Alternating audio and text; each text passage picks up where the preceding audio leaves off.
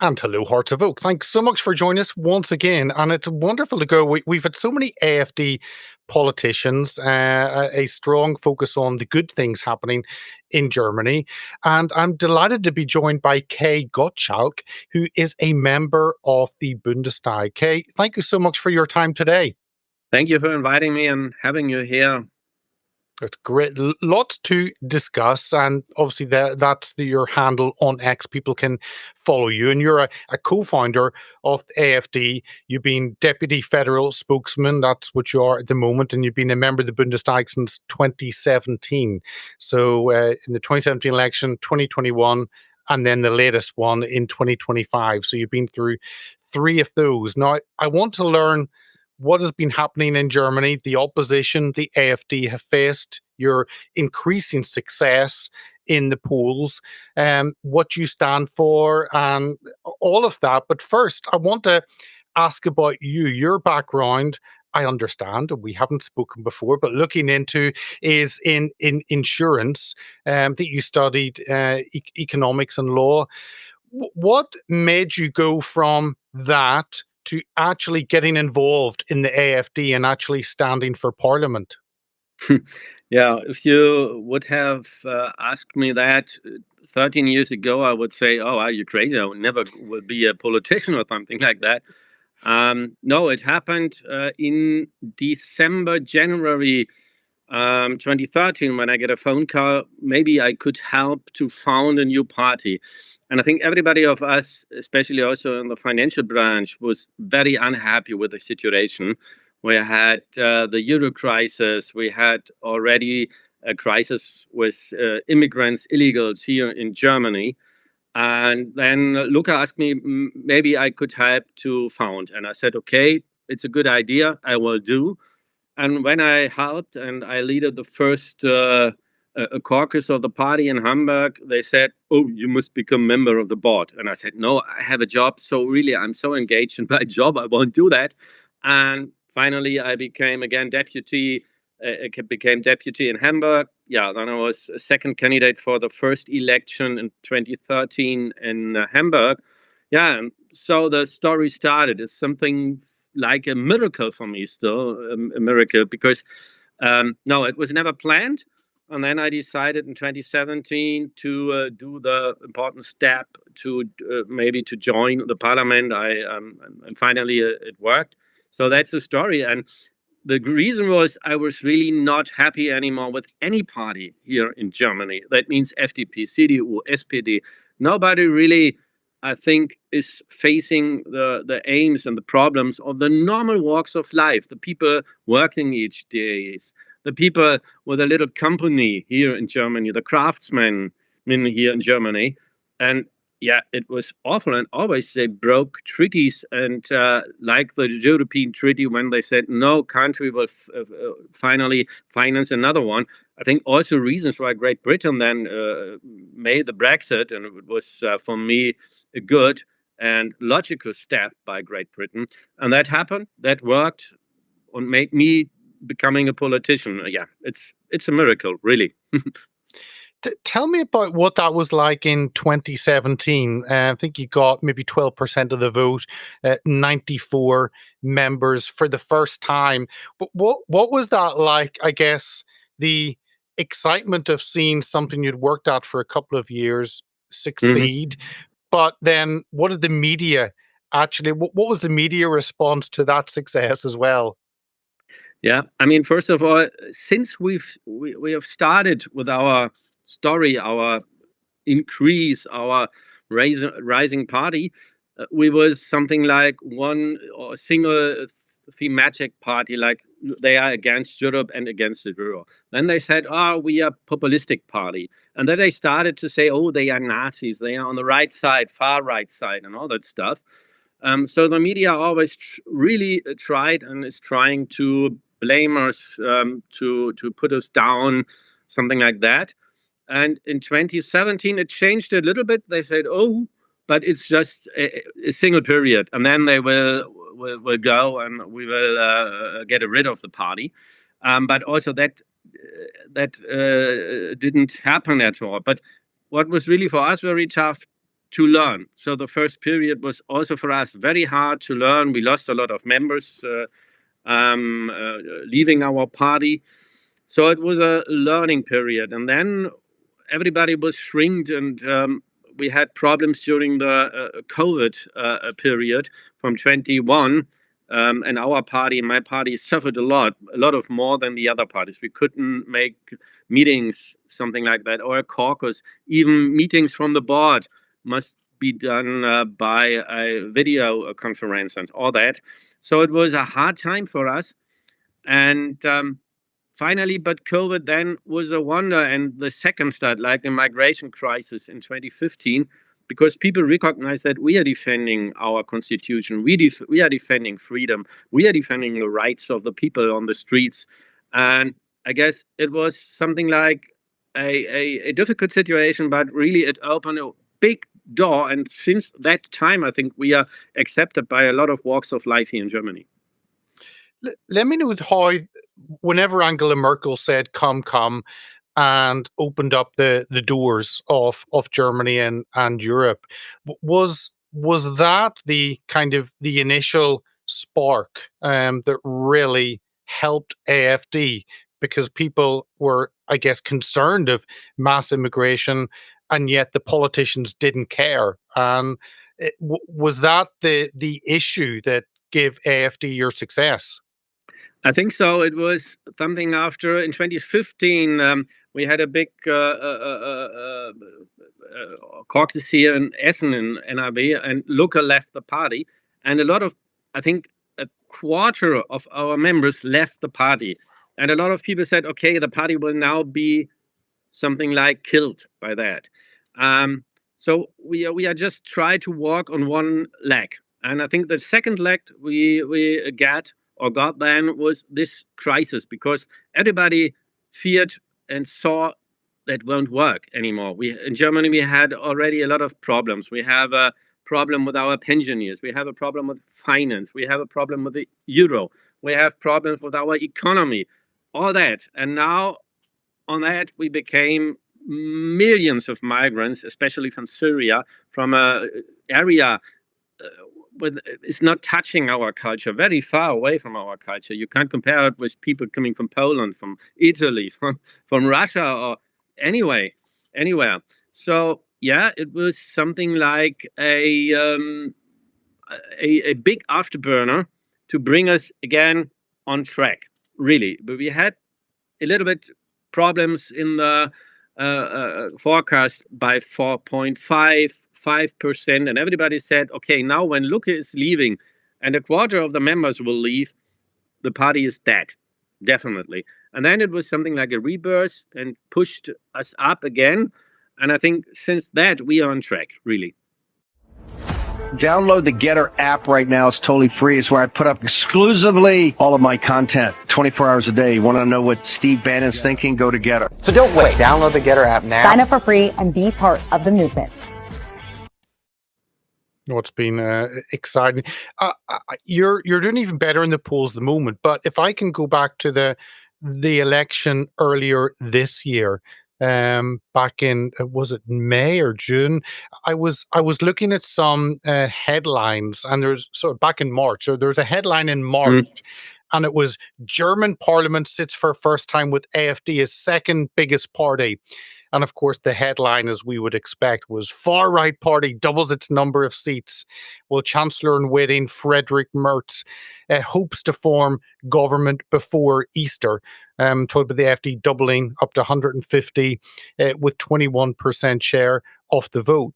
It seems as though everything that the government and the media and the system have tried to do to stop you has just helped you. And tell me about that. I agree. Because 21 hitting, I think that was the highest ever vote share. Again, what was that like? Because the opinion polls were pointing in the right direction, but previously, I think in 2021 you were polling much higher, and then you came out at 10%, which was disappointing. This year, it seemed to the votes you got were what you were projected to get. So what was that like with realizing on the election night that actually you'd become second place in the parliament? First of all, it was unbelievable for us, because we feared also what you described very well, that maybe media and the forecast are wrong to push us a little bit up, and then said, okay, the fall will be much harder than for us. But when in the night, we saw the result was always growing up. So we started, I guess, around about by 19.8 or something like that, and then we passed the 20% hurdle, and then we are growing and growing up. It was for us unbelievable. So we had a big party, and then we said, "Oh my dear!" Round about 80 new members of parliament, newcomers, in this special situation here in the parliament, will become a hard job for us to bring them as quick as possible in a position and make them able to work in this parliamentary routines, and it was very hard for us to teach them the schemes we have here. It's something like a weekly routine we then have, but finally we said the old members like me must do that, and I think it put us as strong and stronger together. So now, right after 4 months, I would say it's a great team we formed. But what happened then was also a surprise, because before the elections and in a lot of things, I was the first man here in Northern Westphalia for our party. And I had a lot of discussion with Lindner, with Spahn, with Lauterbach. And in some discussion, they said, okay, now in this third period, you must be treated like a normal party. Spahn said that. And then finally, FESA made this special public survey of the Secret Service here in Germany. And then everything exploded right there. And now we are in the same situation like the last period. So we get no vice president, no chairman position in the committees. And this is unbelievable. So the second strongest party can't control the Secret Service. We are not in a special committee for the euro and for currency affairs.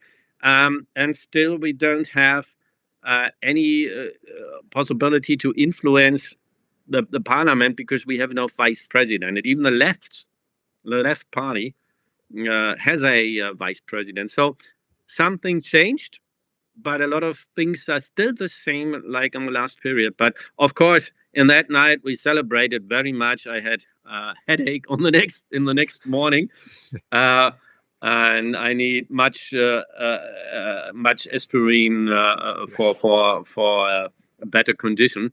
But I think it's a good time for us, and as you describe it, media is still trying to push us down, and it helped us because now the people really are fed up of this propaganda, like Nazi party or just populistic. No, the people recognize we are right. We are right with nuclear power stations. Zero emission goals are stupid, and the people are saying we are right concerning inflation. So we must go on. We must keep calm, going our way. And I think my forecast is in 3.5 years lately, we will govern this country. Well, we'll get on to where you are in the opinion polls. And I just saw the latest polling. But what's the position with, you mentioned you're being under surveillance since 2022 because you're such an extreme organization. And what has that been like? Because I assume you've been through the courts, you've tried to get that removed. You've tried to find out actually how the government are monitoring and spying on you. How have you managed to push back on that? And where is the party currently in terms of being monitored and surveilled? Very good question, my dear. I said to myself 2.5 years ago, the key for a solution to this problem you described isn't only in Germany. And I started then, like a lot of my friends in the party, to come in contact and in touch with a lot of Republicans in the United States. And that worked very well. First time I think we've been on the gala in the Young Republicans Club in New York in 2023. Yes. And so we come in contact with a lot of people, and a lot of people now are working, of our friends, close friends, I would say, now in the White House. And that helped us, first of all, to push and to bring pressure, especially to CDU here in Germany, because I explain a lot of very conservative people also in Great Britain and America. The CDU isn't a conservative party anymore. So I say they are like stepsons, but we are your real sons if you look in our program, what we are, what we want, what we are working and working for here in Germany. And that worked, of course, because J.D. Vance, it wasn't an incident or something like that when he said in Munich, we haven't got a free democracy, not a free speech in Germany anymore. Especially Rubio said the same.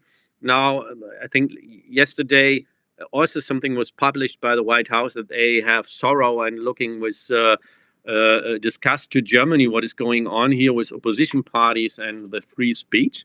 That's the first step and the first key. So we need help from our conservative brothers and friends abroad. Also, I regret sometimes very much that the Tories in Great Britain, when I met them first in 22 in London, and then we moved on to Ireland, are still very close to the CDU. But I think we can change also that.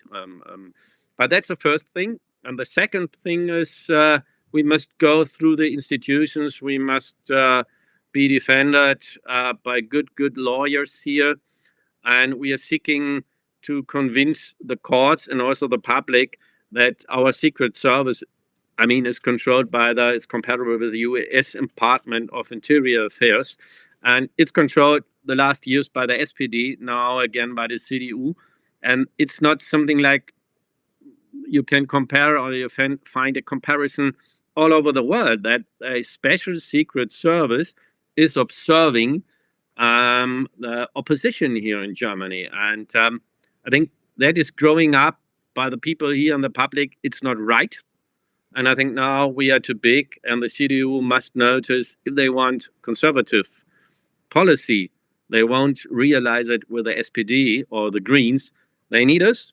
And I'm very happy we are now the strongest part, because I think we must be the senior partner in a coalition, not the junior partner. And I'm optimistic, finally, the pressure from the United States, from our friends from the Republicans will help, and the CDU will stop it. And the third thing will be next year we have very, very important elections in the state of Sachsen-Anhalt and Mecklenburg. And I think it's the first time that we can realize a majority, and we can come in office in these countries. And then we can also finish this stupid affair, or this it's stupid what's going on here in Germany. So these 3 points I think are very important, and all these points must be pushed by us very well. But my biggest hope is that the US president and J.D. Vance and Rubio finally will say, dear German friends, you get so much information from our secret services. We avoided so many awful things in Germany because your secret service is just dealing and observing the opposition. We don't accept that anymore. Change your way in treating the AfD. And I think finally, in the background, when they talk, that will work. And I hope as soon as possible. What was that like with J.D. Vance speaking at that security conference in Munich? I think he was talking about free speech and mass immigration and calling Europe to do things differently. How did that go down in Germany? I know it's 6 months ago, but I think it's quite key and shows the concern that the US administration have for where we are in Europe. Yeah, I think it's like you say there's an experiment. If you put a frog in a special in a vessel or something like that, and you will heat the water, the frog will remember or notice too late that it's too hot, and he will die. And it's something like the Germans came acquainted with this system, and they are just used to know 3 or 4 parties, CDU in government or SPD in government. And of course, our economy was something like an anchor for them. It worked very well because the people say, okay, let them do, but I have a good income. My job is fixed, and I'm secure in our social system. And that changed rapidly. So I think especially now the Germans are open for that. And when JD talked about the situation here in Germany, he also touched the situation in whole Europe. I mean, we have the same situation in France. We have a special commission by von der Leyen who want to control the internet, want to control Facebook, want to control Insta. Now the Greens in the EEC will suggest that young people under 16 can't consume the internet anymore. It should be forbidden. So I think he made a right point. He made really a good speech. And if you looked and noticed the faces of Söder and other politicians, it was for me it was fantastic. I loved it, and I watched this scene a lot of times. And he's right, of course. We have no free speech here in Germany anymore. When I say the Ukraine war is stupid and we should talk to Russia, they said I'm an agent of and spy for Russia. I mean, it's something like McCarthy, just from the other side. Now the left parties observed us like McCarthy did this with the left streams and left politicians in the United States. And it's an awful situation. I mean, we need peace in Ukraine, and you must talk to the biggest neighbor called Russia, will be also Russia for the next 100 or 500 years. And of course, we need our friends in the United States. We need our friends in Great Britain. That's normal and natural. But what we are doing here in Europe now is crazy. Nobody really can find a sense in this way. And so I really hope finally we come together and find a solution then. But I'm sure the United States will help us a second time to find back our path and way to democracy and real free speech.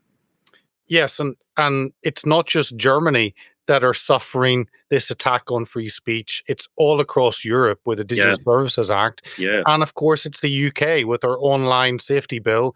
And it's a plague that seems to affect the whole of Europe, and it's not just one country. Yes, I agree. I mean, you made a first step years ago when you said, okay, you will shrink the influence and the money, the budget of the BBC. We are still have an increasing budget for our public broadcasting system here in Germany. It's sometimes unbearable what we must notice. There are invitations, maybe we are one time in a talk show, in a TV political talk show, and people from the left are 3 times there, or from the FDP still 3 times. We are still, in a way, discriminated here in Germany by the public system and the public newspapers. Then we have a controlled market. It must be forbidden by the SPD. The SPD, nobody is knowing that, is one of the biggest media companies here in Germany. They build up this strongness and the strong position already after Second World War, and before First World War they also have strong newspapers, and now they have media stations, little newspapers. They have influence on broadcasting systems, and it's an awful situation. So we have a mainstream left political system here in Germany forbidding and hindering all the conservative parts of our political system. And yeah, it's a pity. Also what's going on in Great Britain, France, Netherlands. Austria is a little bit better, also Switzerland, but really the rest of our EC needs a push by the United States, big push, an ass kick. Sorry for that. They do. The kick in the ass certainly is Yeah, what, kick in the is ass. what Yeah, Europe of course. need. I mean, what the AfD are facing in Germany and in Europe in terms of restricting you, demonizing you, I guess it's similar to what the FPÖ have had just across the border in Austria, or Marine Le Pen has faced with National Rally in France, and it seems to be a tactic. I mean, the FPÖ won the election and they weren't allowed to form a government. You are being sidelined despite polling top at the moment in the latest polls. Marine Le Pen, they did everything to stop, and although she was the most successful party, wasn't allowed to form a government. This seems to be a pattern that's repeated all across Europe. Yeah, it's a scheme. Absolutely. I agree also on that.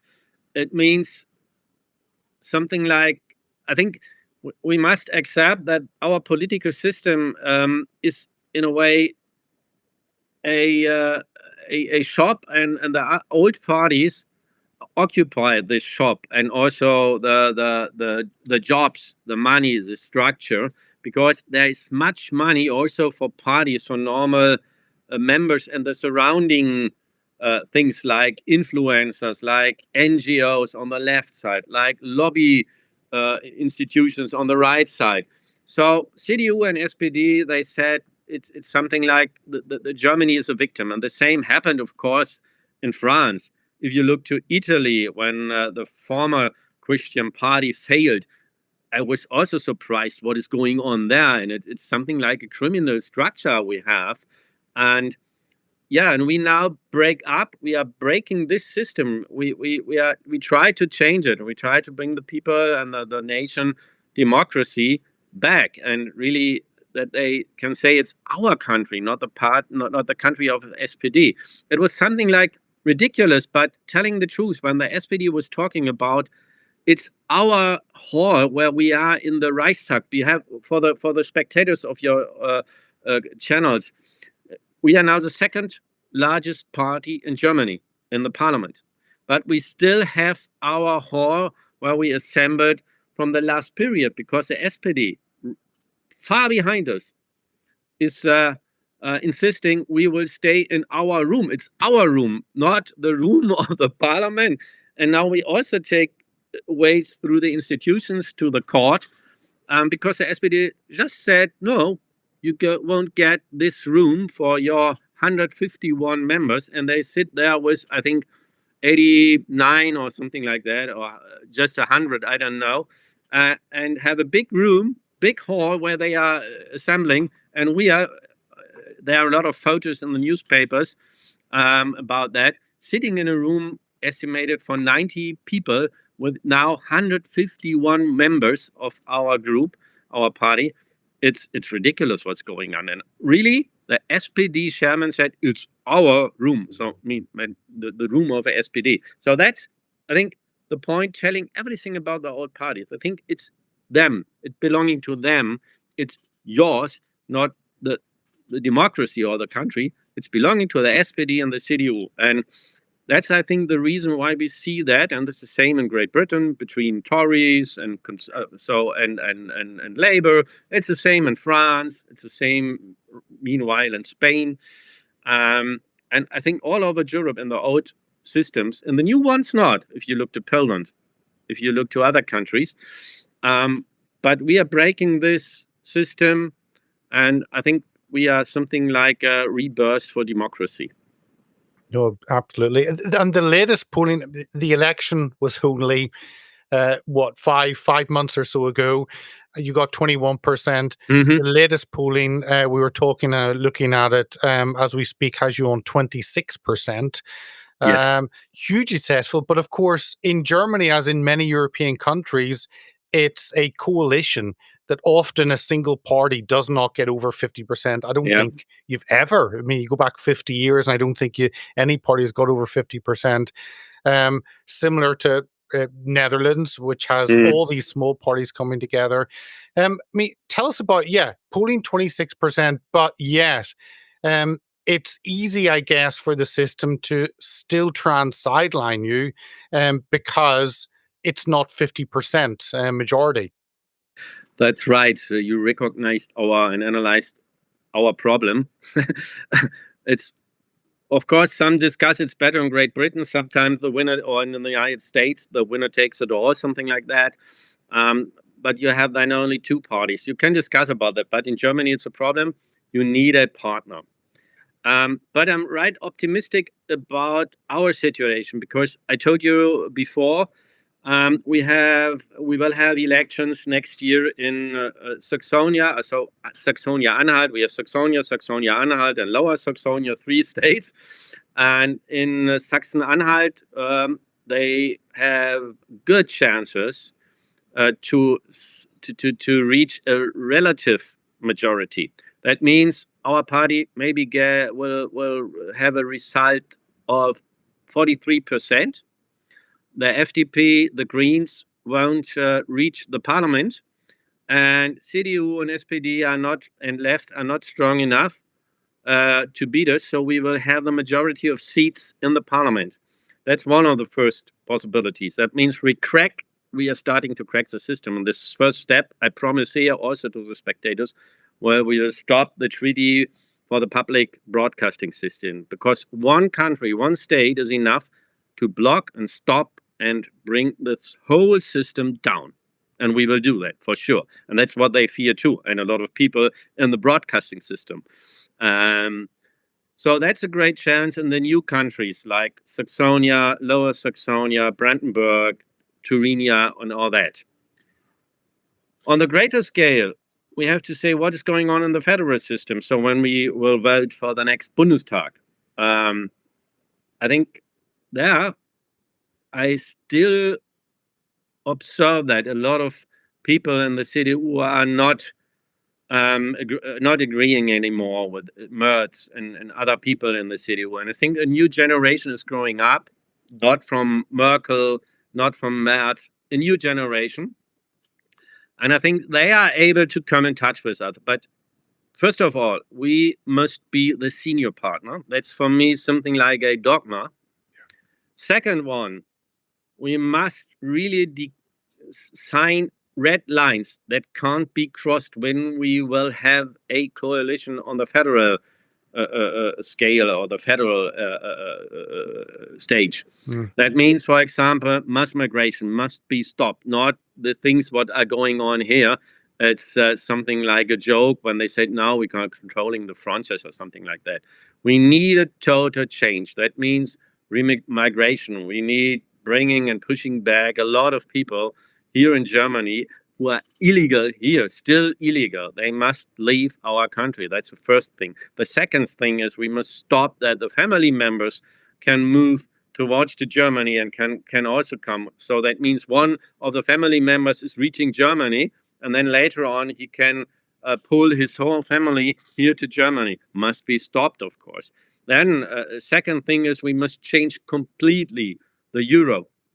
We must come back to the treaties of Maastricht. That means no transfer and social transfer union. Each country is responsible for the debts of and financing the budget. Not Germany is financing Italy, France, and all that. And the third one is, of course, we must change here in Germany and stop the observation of our party. And even that it's possible that a secret service, it's coming because of our history and the Second World War, it should be a guarantee for democracy. But now it's vice versa. It's an enemy. It's an enemy for our democracy. So at least these three things, and the fourth and maybe most important thing is for us, and the city must accept that. So otherwise, we can't join a government and a coalition. We must change, first of all, the EEC completely, bringing them back to the roots, meaning a system and a space for economy and for the people living here. That means we have free trade. That's okay. Maybe we can talk about an army that defends our a position with Great Britain together against the United States, against Russia, against China.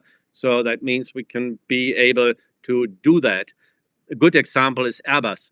When we concentrate on things that must work in an economic way and must bring a profit, it works. So Airbus is a good example. A lot of parts are produced in Great Britain, in France, in Germany, in Italy, in Spain, and Portugal. And this thing worked. Now Airbus is more successful and bigger than Boeing. That's great. I mean, it's an example. It will work, but concentrate on the things being necessary, not a government, a central government in Brussels. And the French people in France must learn Brussels or Strasbourg. Nothing both. We can save so much money. It's silly what is going on there.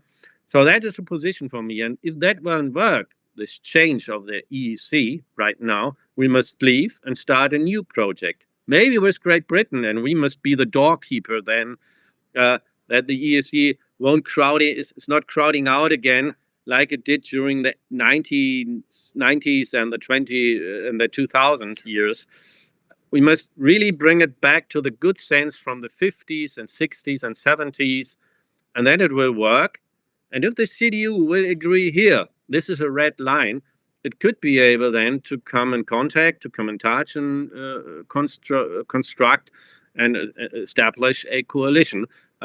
These four things or three things are the red lines, must be the red lines. It's something like the DNA of our party. EEC must be changed, or leaving the EEC to starting a new project with our close friends like Great Britain, Netherlands, Austria, Finland, Sweden. And I think the other will join then, but clear rules, nothing this super constructual, supernatural government with Ursula von der Leyen. Of course, migration must be stopped. I think we must also finish and must talk with our courts. It's impossible that the European Court is forbidding that we can prove mass migration in Northern Africa or on the Balkans or maybe also in Asia. We must really clear this with the out of the EEC. That's very, very important for me. And as I told you, the euro is a problem. Maybe we can leave then if it won't work with France, Italy, and other countries, a northern euro and a southern euro.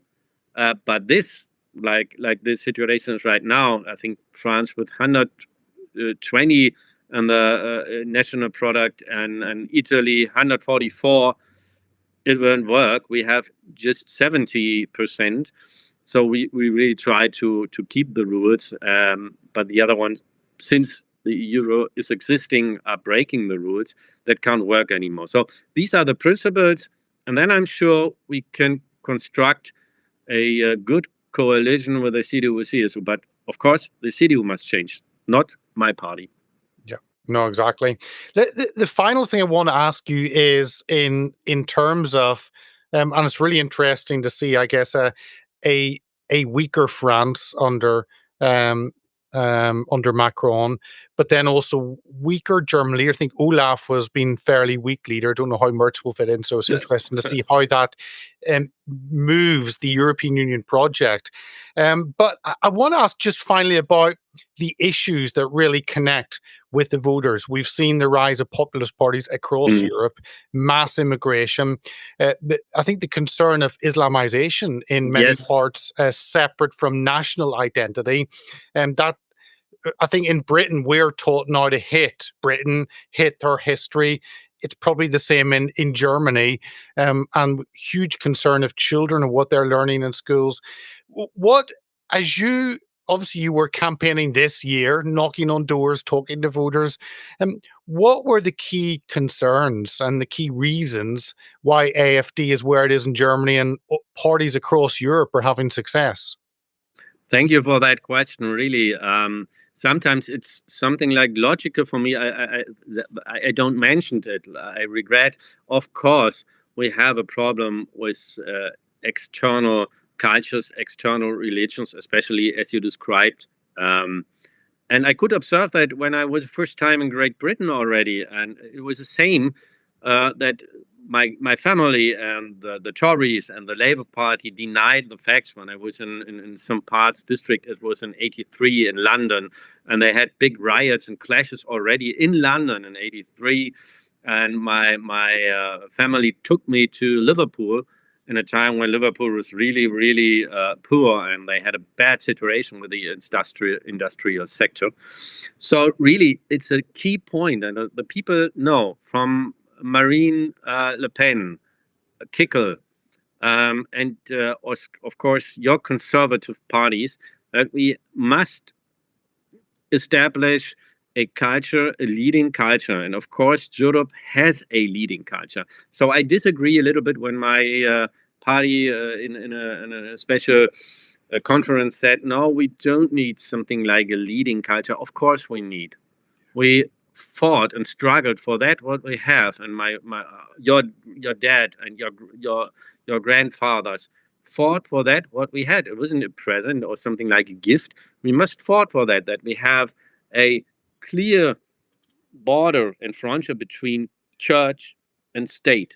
We have no influence of religions in our schools.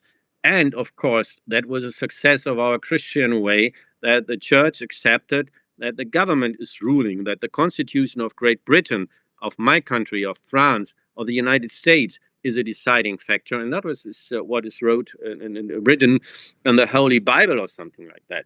So what we have, we could observe something like, I think it's called parallel societies in a lot of countries, because exactly of that. They don't accept our way of life. They don't accept our laws, and that must be changed, of course, because everybody here in Germany, and I think in Great Britain, France, Switzerland, even Switzerland is talking to us. We want to keep our way of life. It's a successful life.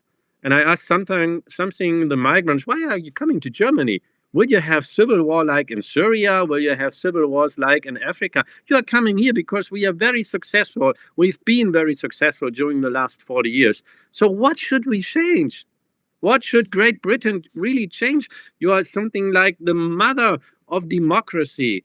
You're such a illuminating example for me, Great Britain. So what should we change? Do I like to have a system like in Syria or in Egypt or another country? No, I want to maintain and maybe to develop our democracy. And I think it's very important to stress that. And if we have cultures and special ways in religion that don't accept that, and people don't accept our way of life, it's for me logical, they have to leave. There is no question, no doubt. Sometimes I think, are the people crazy to discuss about when you have an enemy inside your system? If you have cancer or a something what is not belonging to your body, you will try to get rid of it. I don't like people who are fighting against our system, against our democracy and our principles. And this is a great problem, and you described that very well. And I think that is a great uniting theme for all of the so-called populistic parties. We want that Germany, France, Great Britain is still Germany, France, and Great Britain. And that must also be, that's a reason in a greater scale why so many people don't like the EEC and that problem in this system. You want to stay and to be British. And a lot of people now in Germany say, yeah, we don't like to become like the people in Turkey or in Australia or in Africa. We want to keep up. We want to eat pigs, and we like this meat.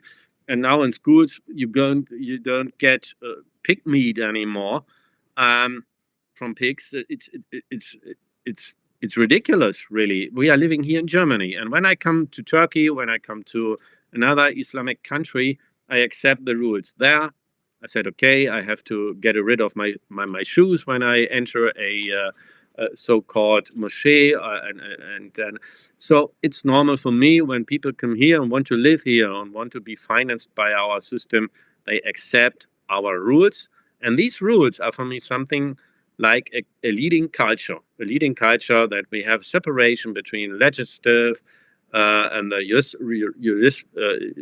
juristical way, and of course the normal things in our parliament. And this is a principle, and that must be really normal and must be defended. I think sometimes we have the danger to get rid of all that what we fought for more than 250 years. It was a fight also for the workers to have trade unions and all that. It was a fight, and I don't like to get rid of this because of migration and other values. I don't see the values. Well, you've described perfectly why the AfD is in the successful position you are in. Kay, I really do appreciate your time sharing a little bit of what's happening in Germany. And thank God for AfD in Germany, because if you weren't there, it would be a much worse situation. So thank you for what you do in speaking truth there in the German parliament. And I look forward to seeing AfD grow and grow. So thank you for your time today. Thank you for inviting me, and I hope I will join you and we have a nice talk when I'm in Great Britain. I enjoyed the time, and best to you. God bless you. God bless your spectators, and hope to see you as soon as possible again.